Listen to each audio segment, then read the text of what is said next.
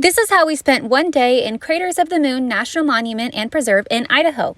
Devil's Orchard is a half-mile loop on boardwalk, so it was a very easy walk. Along the way, there were a lot of signs that talked about the history of the region, as well as human impact. This quote really stuck with us. It says, "It is not enough to understand the natural world. The point is to defend and preserve it." And along this trail, you will see a lot of witch's broom, which is what is shown here. It just happens when there is an overgrowth in trees. Our next stop along the way is Inferno Cone. It goes about 6,000 feet in height, and you are able to climb to the top to see some good views. We are beginning our journey up, so here we go. There is no designated trail as you're walking upwards, but you can see an indentation where other people have walked to the top. So we still have all this to go. It's fine, we're fine. I'm gonna laugh if it's not that bad. Well, everyone made it out to be like it's really hard. It's getting steep. I know. Work those legs. Oh my god, my legs are so white. Slow poke. And for the record, I was wrong thinking that maybe it wasn't going to be that bad. My thighs burn.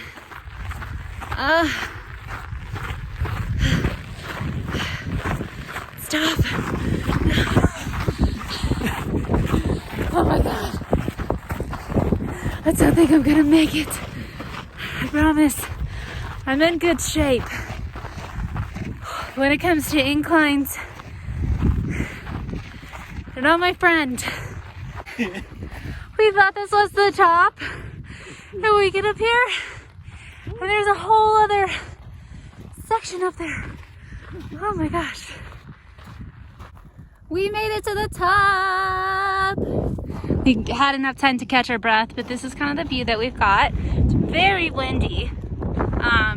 There's some pretty, snow-capped mountains back there. And I found these really cool rocks. They look kind of pyrite-y holes because they're obviously igneous. Very light, super cool. After our rigorous journey of Inferno Cone, we made our way to Splatter Cones, which is much more accessible and easier to get to. It's a short walk from the parking lot.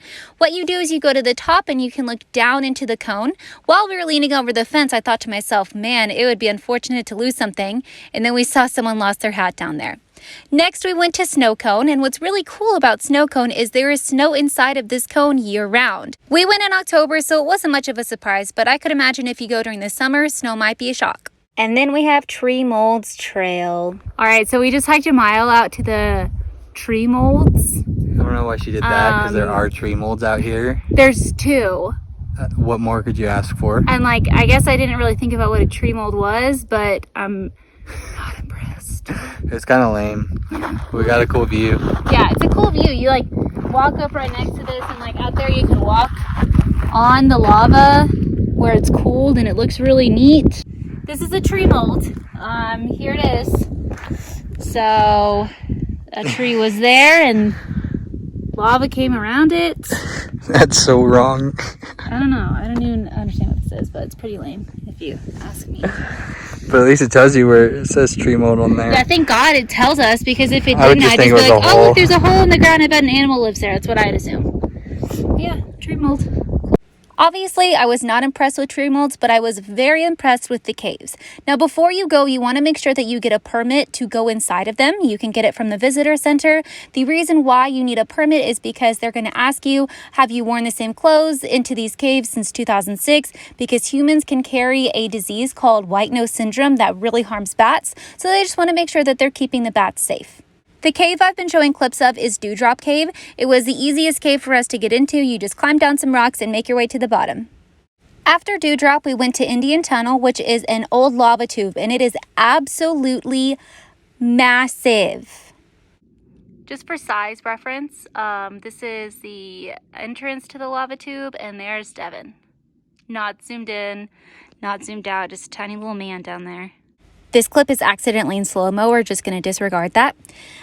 Indian Tunnel is a bit more rigorous. You do have to walk and sometimes climb over rocks to get to the other side of the tunnel, but it is absolutely amazing. The views were totally worth it. It was my favorite experience out of all of the caves. You don't even need a flashlight because there's broken rocks on top that let the sun in. We just had our flashlights, so here's Devin trying to be spooky. And along the way, there are different crawl through spaces that you can try to go through. I attempted to go through one and it was disastrous. All right, I'm about to crawl through this little crawl space. Devin's right there, but I'm gonna record the whole thing. See if I fit. Oh, wow. This crawl space was located right at the end of the Indian Tunnel. It was very tight and the rocks were very jagged in the entrance to it. And I decided, you know, this is gonna be a little too painful for me to try this way. Update, I'm on my back now. Just gonna inch through. Painful? Yes. Worth it? Not really. Do I get to say I did it? Yes. We then made our way out of the cave and on to the next one, which is the Beauty Cave. Beauty Cave was fairly easy to get into, and what was really interesting to me was when you looked in one side, it was completely dark, but thankfully the entrance was still lit up. Last, we went to Boy Scout Cave, which is notorious for being the scariest, tightest cave. Now, we chose the route that was the tightest because we really wanted to challenge ourselves. I don't know about all that noise, to be completely honest. Getting pretty tight here. Oh, I hit my head. Oh.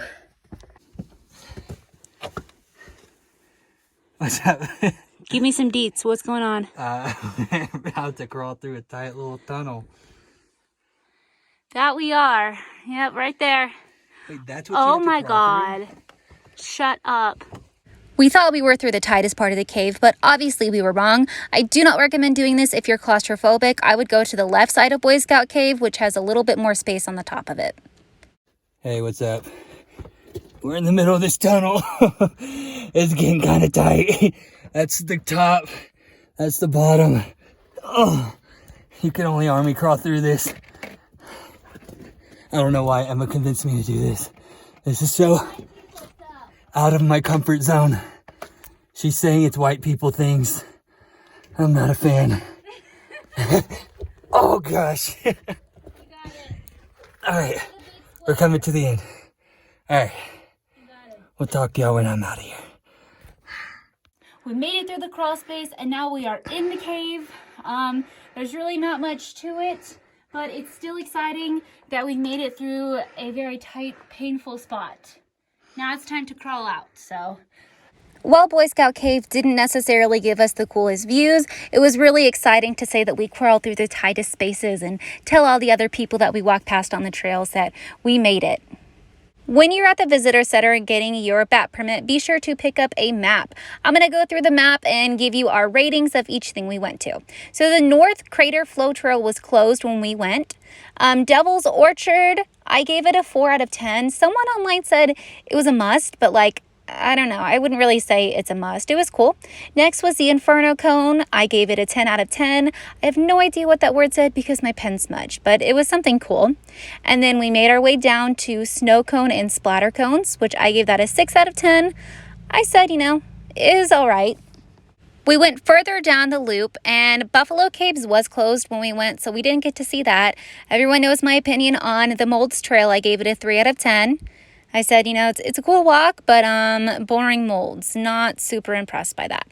We got back on the loop, and that's when we went to the caves. I gave the caves 11 out of 10. I thought that was the best part of the entire experience. All in all, Craters is easy to do in one day, and it is a wonderful experience.